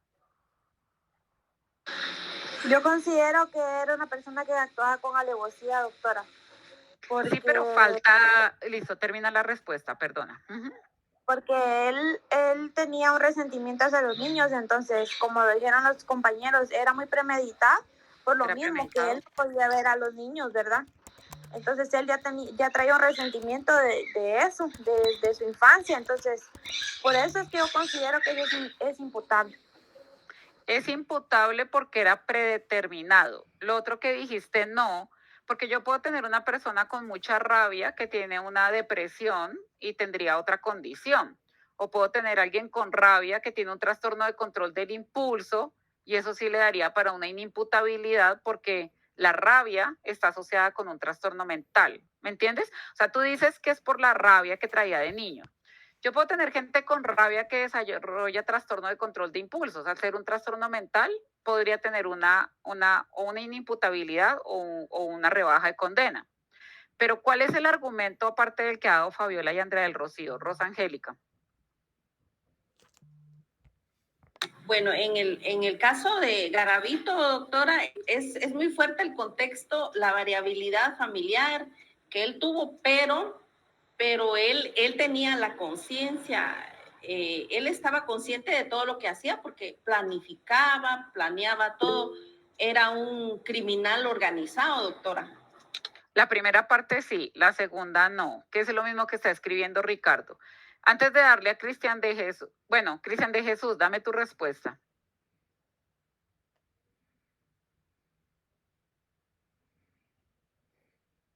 Prende el micrófono. Perdón, es que yo solo quería agregar que pues él es imputable porque, bueno, en lo que hemos visto de la investigación y los perfiles psicológicos, él tiene un trastorno de la personalidad, Claro, él muy es un bien. psicópata. Perdona que Por también eso. había dicho esto por aquí, perdón que hasta ahora vi, Mercia Alejandra. Muy bien, porque tiene un trastorno de la personalidad. Por supuesto que también porque se evaluó voluntad, etcétera, etcétera. Pero estamos diciendo que las personas que tienen trastorno de la personalidad no son inimputables. Usted imagínese todos los psicópatas de todas esas películas de Estados Unidos libres, son inimputables porque tienen una psicopatía. No, no es así, Graciela y Fernanda, por favor, tomen nota, porque está diciendo, aquí está la definición, está diciendo que es inimputable el que tenga un trastorno mental, no un trastorno de la personalidad, sino entonces son inimputables los antisociales, los psicópatas, los narcisistas. No, la inimputabilidad está asociada con la mayoría de trastornos mentales, no con los trastornos de la personalidad. ¿Ok? Segunda característica, que por ahí creo que la dijo Óscar o Víctor, inmadurez psicológica. Obviamente. No, la que dijo Víctor o no me acuerdo si Óscar es menores de 18 años, creo que Óscar. Si tengo un menor de 18 años, es inimputable, porque menores de edad no pueden ser imputables en la mayoría de nuestros códigos, dependiendo del país, 18, 16 o 15 años, ¿verdad? El ejemplo del coeficiente intelectual, la inmadurez psicológica. Si alguien tiene inmadurez psicológica es inimputable. Si tengo un niño con síndrome de Down, el ejemplo que acabo de dar, y en medio del síndrome de Down, no sé, un niño, bueno, yo tengo un caso muy claro con una persona con síndrome de Down. Fíjense, síndrome de Down, o sea, no comprendía el contexto. Y él estaba ahí sentado y vio un bebé en un carrito. Y él empezó a empujar el bebé y lo tiró de escaleras abajo. Y ese niño tuvo un trauma, se partió las dos piernitas, ¿sí? Entonces la gente decía, es un monstruo porque tiró al niño. No es un monstruo. Él tiene una discapacidad cognitiva y él tiró el carrito sin entenderlo y ya era mayor de edad. Como él no comprendía, porque él tiene una discapacidad fuerte, ¿sí? Tiró al niño por el carro, le dan la inimputabilidad. porque no comprendía. Ese es un claro ejemplo de alguien que no comprende las acciones. Él no sabía que podía matar a ese bebé. Entonces, inmadurez psicológica, que hemos dicho, incapacidad cognitiva, correlaciona con inimputabilidad. Y por diversidad cultural. No sé, en las comunidades indígenas de allí de Guatemala, pero por ejemplo aquí en Colombia hay una práctica de los indígenas donde las niñas, cuando llegan a los 15 años, cuando llegan a la pubertad, perdón, cuando tienen la primera menstruación, la menarquia, les arrancan todo el cabello a jalonazos, se llama el jaloneo. Y si pierden la conciencia, esperan a que se despierte y les siguen arrancando el cabello, porque es una forma de hacerlas fuertes para afrontar la vida adulta. Como son indígenas, tienen un sistema diferente al nuestro, no se considera un delito, son inimputables porque es una práctica cultural. Si mi vecina llega a coger y le arranca todo el cabello a la niña que es mi vecina, pues yo llamo a la policía y la meto en presa por violencia intrafamiliar.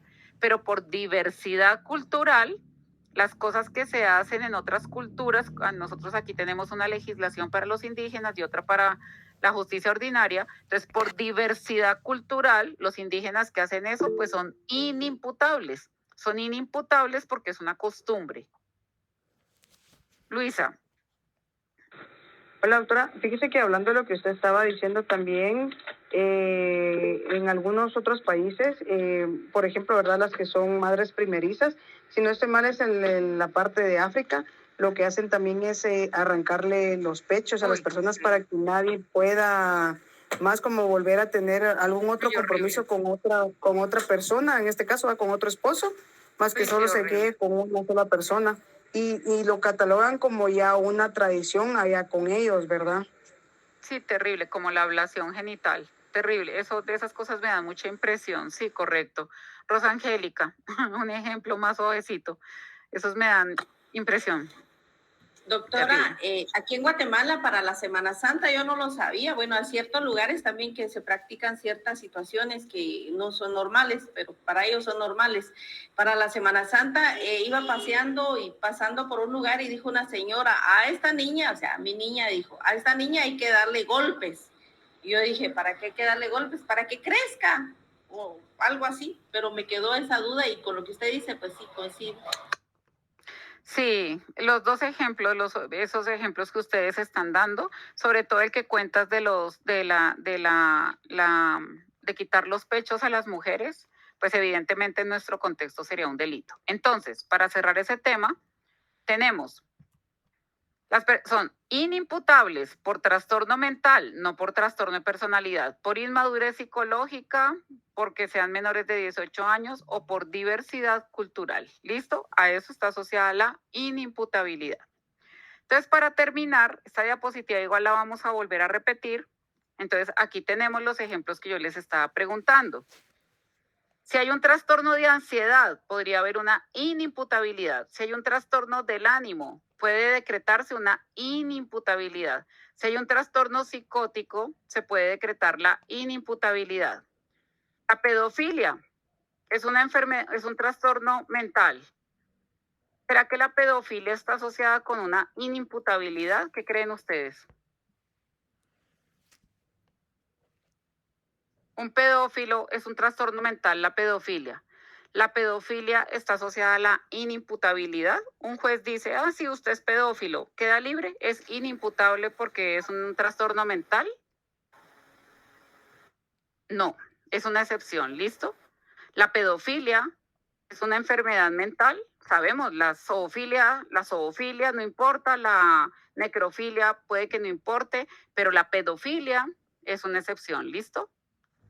¿Qué otra enfermedad, qué otro trastorno mental será una excepción? ¿Qué creen ustedes? Diferente a los sexuales. Otro trastorno mental que sea una excepción. ¿Quién me dice? Váyanse por los impulsos. Doctora, ¿el obsesivo compulsivo? No, si es obsesivo compulsivo. La cleptomanía, doctora. Claro, muy bien, Cristian de Jesús. Cleptomanía. Si lo logra comprobar, que robó y no sabía lo que hacía ni quería hacerlo. La piromanía. aunque aquí tenemos muchos pirómanos privados de la libertad porque no tienen pero la piromanía, si usted demuestra que esta persona no sabía, es que son los trastornos de control de impulsos, pero sobre todo la cleptomanía y la mitomanía podrían ser. Para que usted lo tome en sus notas, la pedofilia, la mitomanía y la cleptomanía, porque la piromanía, esa en la mayoría de países representa cárcel. Estas tres, ¿listo? Pedofilia, mitomanía y cleptomanía pueden ser las excepciones. Son trastornos mentales que no están asociados con una inimputabilidad. Ni más faltaba que un pedófilo va a quedar libre por tener un trastorno mental. ¿Está claro?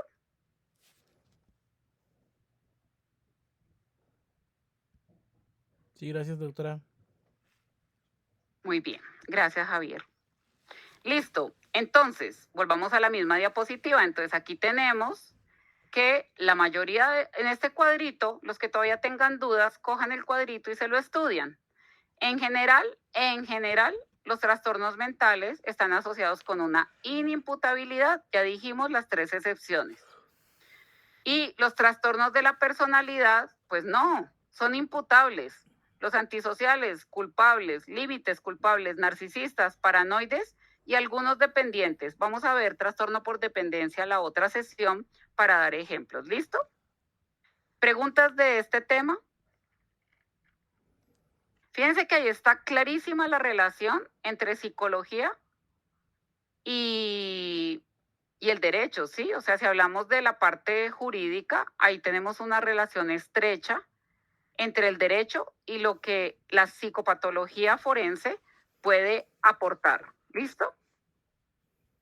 Entonces, ¿qué vamos a hacer? No podemos ver todos los trastornos mentales, porque las enfermedades mentales, pues para eso tenemos el vademécum gigante que tenemos, ¿verdad? Entonces no podemos, no vamos a mirarlos todos, tenemos algunos ejemplos, pero digamos que en la mayoría, cuando hay un trastorno mental, entonces decimos que hay una inimputabilidad. Entonces vamos a ver los de personalidad, porque los de personalidad sí son los que están muy asociados, recuerden, eso sí, muy asociados los de personalidad con el delito. Por eso se estudia tanto al antisocial, se estudia tanto al psicópata, se estudia tanto al paranoide. Hace un rato decíamos, ¿cuál es la característica del paranoide? ¿Qué? Entonces, en estas diapositivas, que también ya están colgadas, tenemos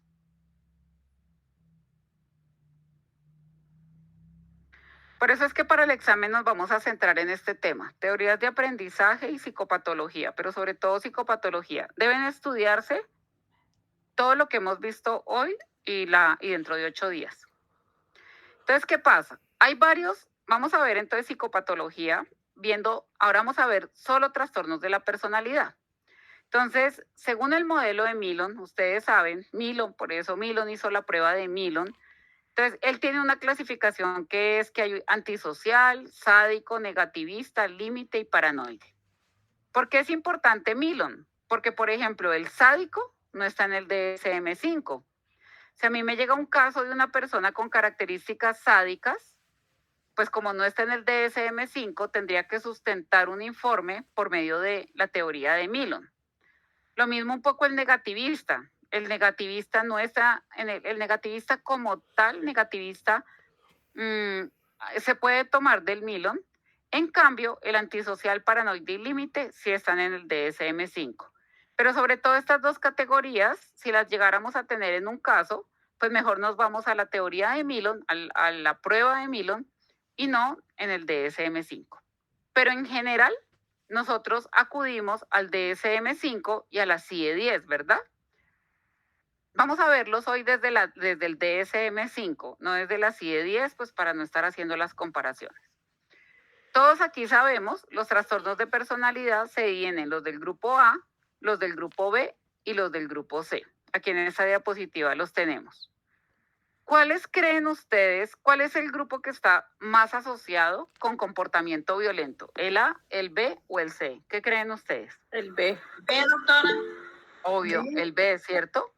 Porque ahí tenemos el antisocial, el límite o borderline y el narcisista. El único que no está asociado con violencia es el histriónico.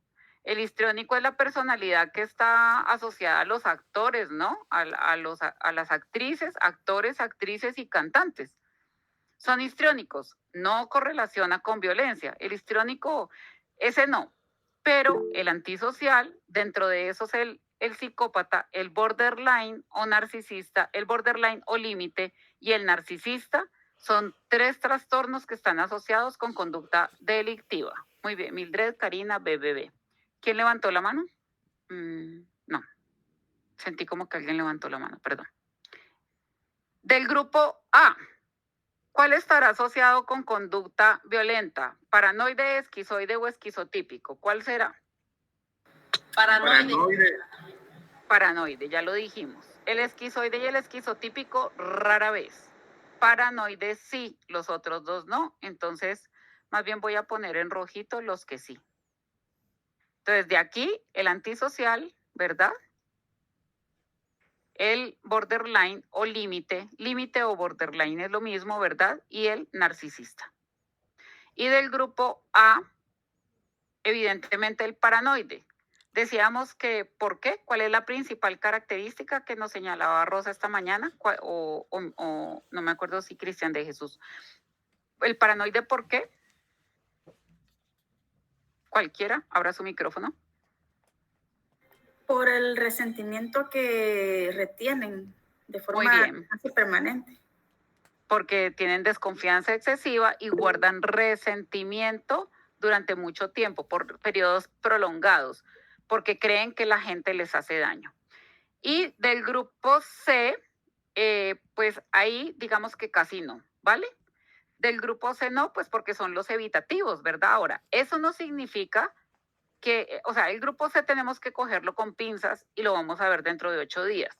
Porque, por ejemplo, los obsesivos, hay obsesivos que pueden tener comportamiento criminal, hay dependientes que pueden tener comportamiento criminal, pero en general la literatura dice, los trastornos de personalidad asociados con conducta violenta son paranoide, antisocial y sobre todo límite, y algunos narcisistas en algunos delitos. Entonces, estos 4 trastornos son los que están asociados con delito violento. Repito, podemos tener dependientes asociados con delito obsesivo compulsivo, pero las correlaciones son más fuertes en estos 4. Teniendo en cuenta eso, entonces vamos a mirar, entonces, ¿en qué consiste lo que vamos a hacer de aquí en adelante? O sea, lo que tenemos que hacer. Vamos a mirar, perdón, me adelanto, aquí los tienen todos descritos, pero vamos a ir al grupo B. Y dentro del grupo, el grupo B, dentro del grupo B, no, perdón, discúlpenme, me devuelvo. Vamos a empezar por el grupo A, para sacarlo por lo que nos queda ahorita. Del grupo A, decíamos que el paranoide. Y dentro del paranoide, entonces tenemos, aquí hay algunas de las características. No puse todas las del DSM, pero en su aula colgué un resumen del DSM-5 donde están todos los indicadores. Pero más o menos, entonces no sé por aquí quién está. Nadia, ¿estás por ahí? Sí, doctora. ¿Quieres leer, por favor, características del paranoide? Claro, patrón de desconfianza y suspicacia general hacia los otros, preocupación con dudas injustificadas acerca de la lealtad o confianza de los amigos o colegas, interpretan los actos de los otros siempre como maliciosos,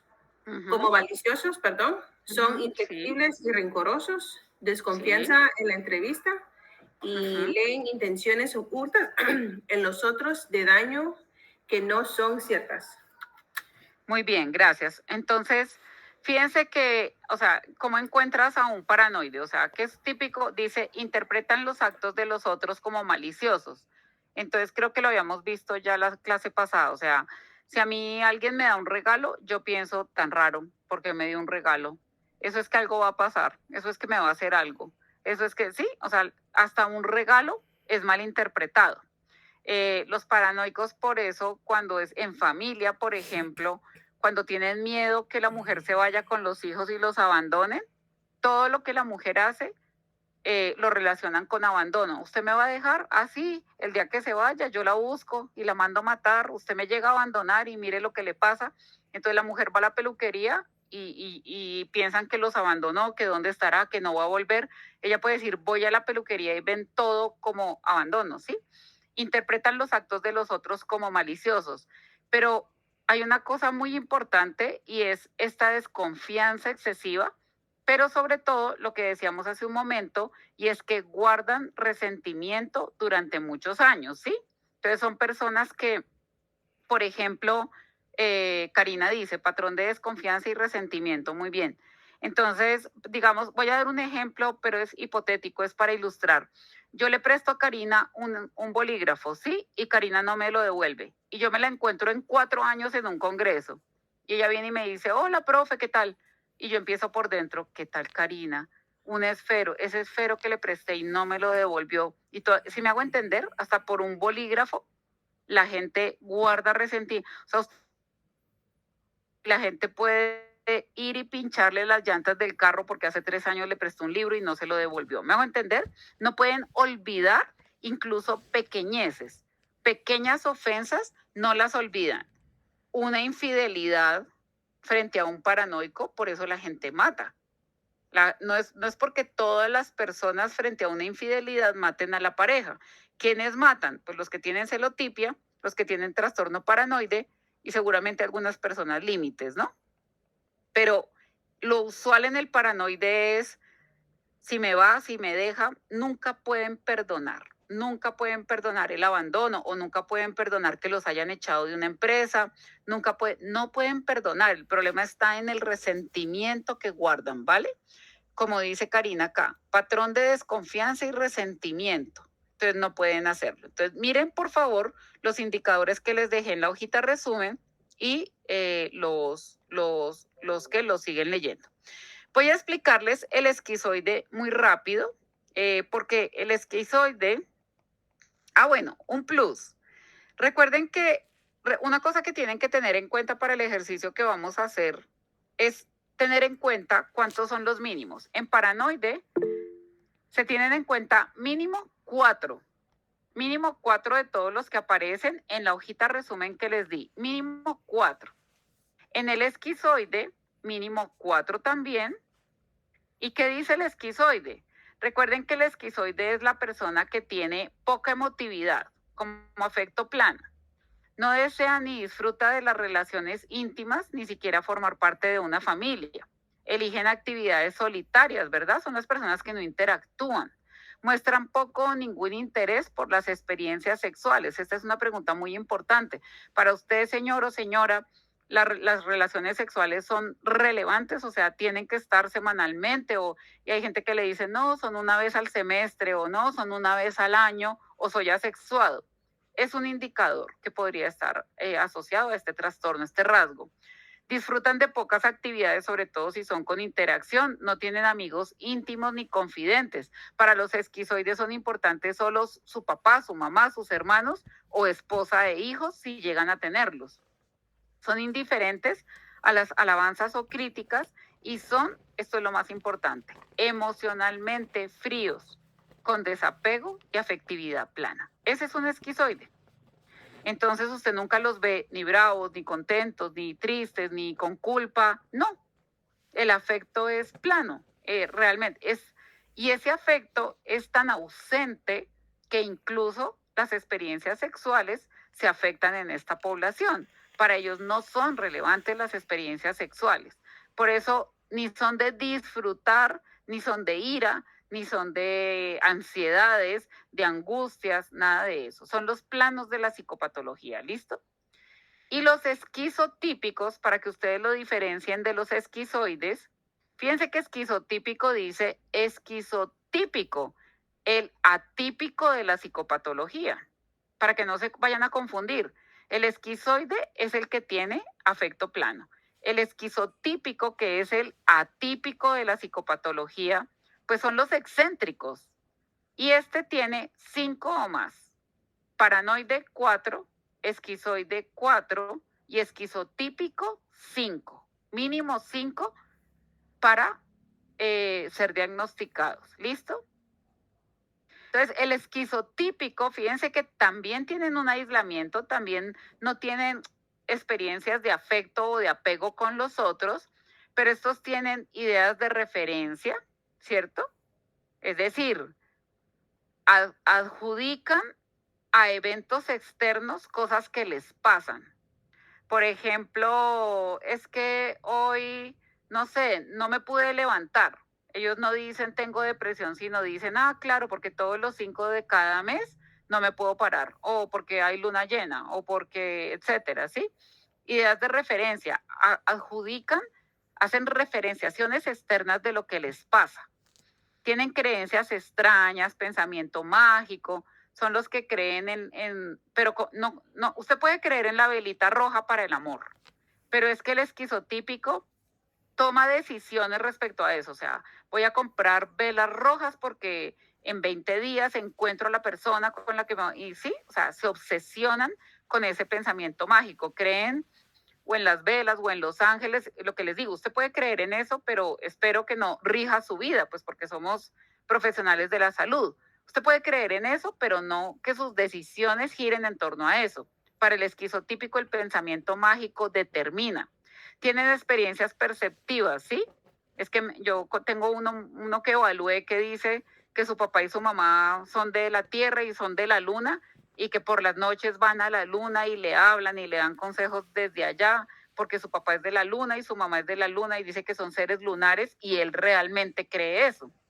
Experiencias perceptivas poco habituales. Entonces él me dice, usted no me lo cree, pero mi papá y mi mamá salen de su cuerpo en las noches porque ellos son de la luna y me hablan desde allá. Y los consejos que me dicen los hacen. Y si los papás desde la luna le dicen que venda la casa, él vende la casa. Si le dicen que se retire del trabajo, él se retira del trabajo. Él tiene un trastorno esquizotípico. Tienen pensamiento extraño, suspicacia, tienen ideas paranoides, hay que tener cuidado con estos, llegan a tener ideas paranoides, afecto inapropiado porque es limitado, son fríos también, comportamientos excéntricos, peculiares, no tienen amigos íntimos, pero hay una cosa importante y es que estos tienen ansiedad excesiva, ¿ok? En cambio, el esquizoide no tiene emociones, el esquizotípico sí tiene un miedo social, ¿ok? Entonces, una de las diferencias entre el esquizoide y el esquizotípico es que el esquizoide no tiene realmente afecto plano. El esquizotípico, hay un elemento diferenciador y es que tiene ansiedad social. O sea, busca la aprobación del otro. Dentro de los esquizotípicos están los de cresta, los que se hacen extensiones hasta el cuello, la gente que se tatúa todo, incluidas las zonas genitales, dentro de la boca, todos esos que vemos en los Guinness Record, en Discovery Investigation, todos esos, ¿ok? Entonces, es un patrón, ya dijimos, que aparece antes de los 18 años, que se mantiene durante toda la vida, que son resistentes al tratamiento y que tienen estas características, ¿vale? ¿Qué vamos a hacer? Por favor, bajen el material, se lo estudian, porque la clase que viene vamos a hacer análisis, vamos a ver si alcanzamos a hacer casos para que ustedes vean cómo los vamos a analizar. Decimos que el paranoide y el obsesivo son mínimo 4 y que el esquizoide son mínimo 5. ¿A qué se refiere? Digamos que yo les doy un caso y en el caso tenemos a alguien un poquito paranoide, ¿vale? Varón que tiene, por ejemplo, celos repetidos, que cree que la mujer y los hijos tienen malas intenciones frente a él. Decimos que son mínimo 4, para los que no lo recuerdan, porque me imagino que todos lo hemos hecho en algún momento. Dice que mínimo 4. Entonces, el caso que ustedes tienen para entregar en el trabajo final. Digamos que usted tiene la hipótesis de que esta persona es paranoide. Tendría que coger su caso, ir chuleando.